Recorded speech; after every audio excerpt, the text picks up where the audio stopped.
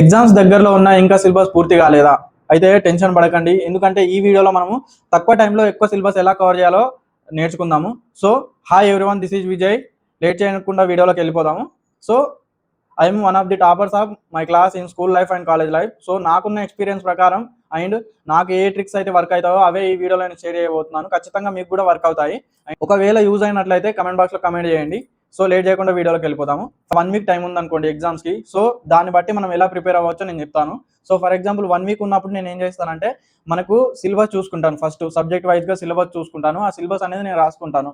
And సిలబస్నే ఒక 2 times చదువుతాను. So చాలా సార్లు ఏమవుతుందంటే మనం ఇయర్ మొత్తం చదవము. సో మనకు సిలబస్ అనేది ఐడియా ఉండదు. సో ఎగ్జామ్ టైం ముందైనా సరే మనం సిలబస్ అనేది మొత్తం కంప్లీట్గా తెలుసుకోవాలి ఒకసారైనా.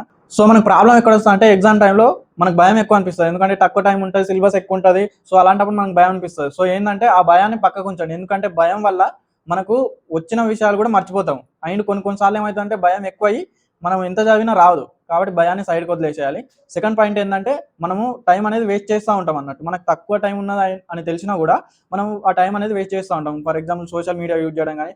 సో మనకు ఒక 1 వీక్ అనేది టైం ఉన్నది అనుకోండి ఎగ్జామ్కి. సో ఆ 1 వీక్లో మనము సిలబస్ అనేది ఎలా కవర్ చేయాలని చెప్తాను. సో ఫస్ట్ ఏం చేయాలంటే మనము సబ్జెక్ట్ వైజ్గా డేస్ డివైడ్ చేసుకోవాలి. ఫర్ ఎగ్జాంపుల్ మనకు 1 డేకి ఒక సబ్జెక్ట్ కవర్ చేయడమో, లేకపోతే మనకు కొన్ని సబ్జెక్ట్స్ హార్డ్ ఉంటాయి. సో ఒక సబ్జెక్ట్ 2 డేస్ కవర్ చేయడమో, ఇట్లా ప్రతి సబ్జెక్ట్ని డేస్గా డివైడ్ చేయాలన్నట్టు. సిలబస్ మొత్తం చూసుకున్న తర్వాత సెకండ్ స్టెప్ ఏంటంటే మనం ప్రీవియస్ ఇయర్ క్వశ్చన్స్ చూడాలి. సో ప్రీవియస్ ఇయర్ క్వశ్చన్స్ ఎవరి దగ్గర అయితే అవైలబుల్ ఉన్నాయో సో వాళ్ళు ఏం చేయాలంటే ప్రీవియస్ ఇయర్ క్వశ్చన్స్లో ఏవేవైతే important questions, important topics repeat అవుతున్నాయో వాటిని మనం రాసుకోవాలి. ఇంపార్టెంట్ క్వశ్చన్స్ రాసుకోవాలి, long answers and short answers. And దాని తర్వాత ఏం చేయాలంటే 80-20 రూల్ ఫాలో కావాలన్నట్టు. అయితే ఎగ్జామ్స్లో most of the time 20% of syllabus నుండి 80% మార్క్స్ అనేది మనం స్కోర్ చేయొచ్చు. అది ఎలా అంటే మనకు మన లెసన్స్ నుండి కానీ, మన యూనిట్స్ నుండి కానీ ఇంపార్టెంట్ టాపిక్స్ ఏవైతే మనకు తెలుసుంటాయో సో వాటిని మనం ఫస్ట్ కవర్ చేయాలి. సో వాటిని ఫస్ట్ కవర్ చేస్తే మనము ఆల్మోస్ట్ ఒక 80 మార్క్స్ అనేవి మనం కవర్ చేయొచ్చు. సో అలా ప్రతి యూనిట్కి, ప్రతి లెసన్కి మనం ఇంపార్టెంట్ క్వశ్చన్స్ అనేవి తయారు చేసి అవి ఒక లిస్ట్ అనేది తయారు చేసుకోవాలన్నట్టు. కొన్నిసార్లు ప్రీవియస్ ఇయర్ క్వశ్చన్ పేపర్స్ ఉన్నాయి. సో అలాంటి వాళ్ళు ఏం చేయాలంటే సార్ వాళ్ళని అడగాలి. అండ్ సార్ వాళ్ళు కూడా కొన్నిసార్లు రిపీటెడ్గా కొన్ని క్వశ్చన్స్ చెప్తా ఉంటారు మనకు. సో అవి చాలా ఇంపార్టెంట్, అవి వచ్చే ఛాన్సులు ఎక్కువ ఉంటాయి. సో అలాంటి క్వశ్చన్స్ కూడా మనం గుర్తుంచుకొని రాసుకోవాలి. ఇంపార్టెంట్ క్వశ్చన్స్ లిస్ట్లో ఒక పెద్ద లిస్ట్ తయారు చేసుకోండి. దాంట్లో లాంగ్ ఆన్సర్స్ ఉండాలి అండ్ షార్ట్ ఆన్సర్స్ ఉండాలి. సో ఫస్ట్ ఏం చేయండి అంటే ఈ long answers and short answers ఏవైతే మీరు ఇంపార్టెంట్ రాసుకున్నారో అవన్నీ కంప్లీట్ చేయండి. అవన్నీ కంప్లీట్ చేసిన తర్వాత ఏవైతే లెస్ ఇంపార్టెంట్ టాపిక్స్ ఉంటాయో తర్వాత మనం షిఫ్ట్ అవ్వాలన్నట్టు. ఫస్ట్ ఇంపార్టెంట్ క్వశ్చన్స్ ప్రిపేర్ అయిన తర్వాతనే మనం లెస్ ఇంపార్టెంట్ టాపిక్స్ అనేవి కవర్ చేయాలి. సో అలా అన్నట్టు. సో ఈ ప్రిపరేషన్ జర్నీలో మనం ఏంటంటే కొన్నిసార్లు ఇంకో ప్రాబ్లం కూడా వస్తుంది. మనకు కొన్నిసార్లు ఇంపార్టెంట్ క్వశ్చన్స్ ఉంటాయి, బట్ అవి చాలా హార్డ్గా ఉంటాయి అన్నట్టు. సో హార్డ్ ఉన్నప్పుడు ఏం చేయాలంటే మన ఫ్రెండ్స్ని అడగాలి, మన ఫ్రెండ్స్ హెల్ప్ తీసుకోవాలి, లేదంటే మన సార్ వాళ్ళ హెల్ప్ తీసుకోవాలి, లేదంటే యూట్యూబ్ కూడా ఉంది. సో యూట్యూబ్లో కూడా ఆ ఇంపార్టెంట్ క్వశ్చన్ ఏదైతే ఉందో అది కన్ఫర్మ్ వస్తుంది అనిపిస్తే అది దాంట్లో లెక్చర్స్ చూడొచ్చు. సో అలా కూడా మనకి యూజ్ అవుతుంది అన్నట్టు. సో ఏం చేయాలంటే మనం చదువుతున్నప్పుడు క్వశ్చన్స్ మనం నోట్స్ అనేది, షార్ట్ నోట్స్ అనేది పెట్టుకోవాలి. అండ్ దాంట్లోనే మనం అన్ని డీటెయిల్స్ అనేవి రాయాలన్నట్టు. ఎందుకంటే మనం ఏం చేస్తామంటే ఫస్ట్ టైం చదివేటప్పుడు డిఫరెంట్ సోర్సెస్ నుండి మనము ఆ ఇన్ఫర్మేషన్ అనేది గ్యాదర్ చేస్తాం. సో గ్యాదర్ చేసిన తర్వాత నెక్స్ట్ టైం చదివేటప్పుడు మనకు హార్డ్ కావద్దంటే మనము అదే మనం ఒక నోట్స్లో రాసుకుంటే అది ఈజీగా ఉంటుంది. ఎందుకంటే మన బ్రెయిన్ ఎలా వర్క్ అవుతుంది అంటే మనం ఫస్ట్ టైం చదివిన దాన్ని మనం ఇంకోసారి రిపీటెడ్గా చదివితే అది ఈజీగా వస్తుంది. అంతేగాని మనం డిఫరెంట్ కైండ్ ఆఫ్ సోర్సెస్ నుండి చదివిన తర్వాత మళ్ళీ ఎగ్జామ్ టైంలో మనము అదే క్వశ్చన్కి మనం డిఫరెంట్ సోర్సెస్ నుండి చదవలేము. అప్పుడు టైం తక్కువ ఉంటుంది కాబట్టి ఒకటే ఎక్కడ నుండి అయినా చదవాలి. సో అలాంటప్పుడు మనకు నోట్స్ అయితే ఏదైతే ప్రిపేర్ చేసుకొని ఉంటామో అది ఈజీగా అవుతుంది మనకు చదువుకోవడానికి. సో నోట్స్ కూడా ప్రిపేర్ చేయడం ఇంపార్టెంట్.